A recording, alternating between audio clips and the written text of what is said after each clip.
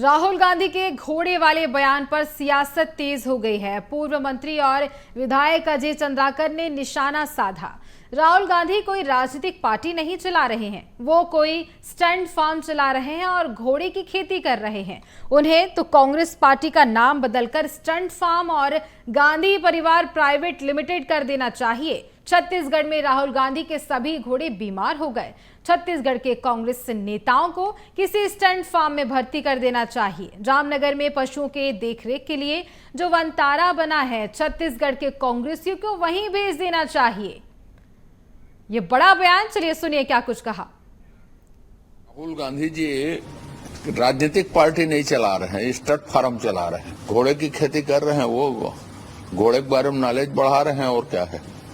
तो stud farm Congress party ने stud farm Gandhi परिवार प्राइवेट लिमिटेड ऐसा कर देना चाहिए। छत्तीसगढ़ में तो यार ये सभी घोड़े जो हैं बीमार पशुओं के देखरेख के लिए जो अस्पताल होता है ना, उसमें रखने लायक है। बीमार हो गए, मतलब ये कहें स्टड फार्म अंबानी जी ने वनतारा बनाया है ना जामनगर में, घायल बीमार इस तरह के पशुओं के देखरेख के लिए सारे यहाँ के कांग्रेसी वहीं रखने लायक है।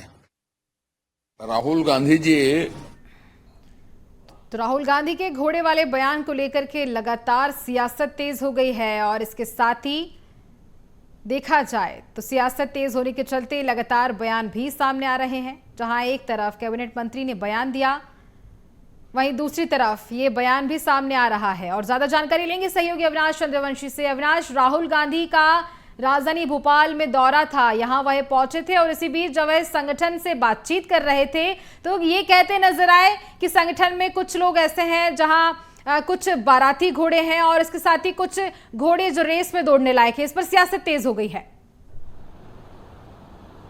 बिल्कुल, देखिए राहुल गांधी के इस बयान के बाद छत्तीसगढ़ सहित देश भर में सियासत जो है काफ़ी तेज हो गई है। कुछ लोग यह भी कह रहे हैं कि अपने ही कांग्रेस के जो लीडर हैं वो ही अगर ऐसे बात करेंगे तो कहीं ना कहीं संगठन को मजबूती की आवश्यकता है। कई लोग कांग्रेस पर तंज कसते नजर आ रहे हैं कि कांग्रेस के लीडर अपने ही कार्यकर्ताओं को, अपने ही पदाधिकारियों को के लिए इस तरह की भाषा का प्रयोग करें, उन्हें लंगड़ा लूला बता रहे हैं। तो इसको लेकर पूरे प्रदेश भर में सियासत शुरू हो चुकी है। छत्तीसगढ़ में भी पूर्व मंत्री एवं भाजपा के वरिष्ठ नेता अजय चंद्राकर का बयान सामने आया और उन्होंने साफ तौर पर कहा है कि कांग्रेस पर तंज कसते हुए कहा कि कांग्रेस को जो है स्टड फार्म खोल देना चाहिए और जो जिस तरह से अंबानी ने वनतारा बनाया है वहीं कांग्रेस के नेताओं को भी भेज देना चाहिए, जहां पर ऐसे लोग रहते हैं जो मजबूर रहते हैं या फिर किसी तरह से अपाहिज होते हैं, ऐसे लोग को वहां पर भेज देना चाहिए। और उसी को लेकर पूरे प्रदेश भर में सियासत जो है तेज हो गई है। और अजय चंद्राकर ने यह भी कहा है कि छत्तीसगढ़ के सभी कांग्रेस नेताओं को किसी स्टड फॉर्म में भर्ती करा देना चाहिए।